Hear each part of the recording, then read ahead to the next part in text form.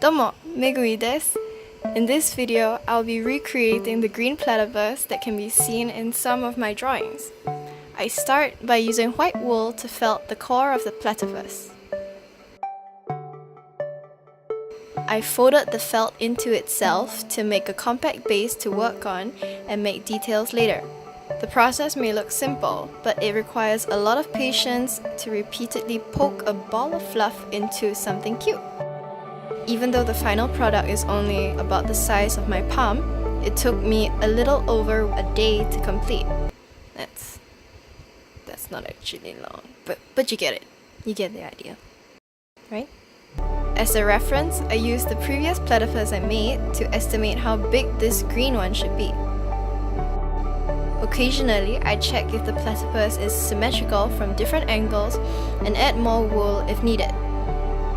I made his belly a little bigger to support his little capsicum hat that I will add on afterwards. After felting the shape of his body, I added on his light green fur. Once his whole body was covered in green, I moved on to making his capsicum hat.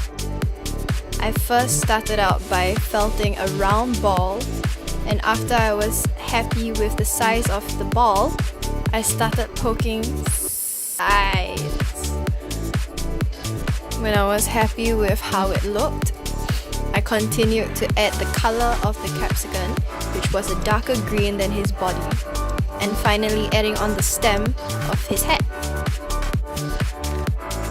Once the colors and everything were complete and I was happy with how full they look, I started adding on the hat to his body.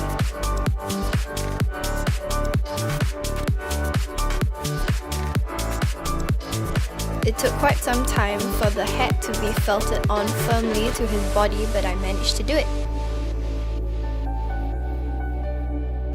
Then I just added his beady eyes and his final touches on his whole body. The final step was to add color to his bill and the black details to make his nostrils. Adding his little feet is pretty tricky, but it's worth it to complete the whole look. And there you go. He was so cute to work on, as well as the previous platypus, and they complement each other so well.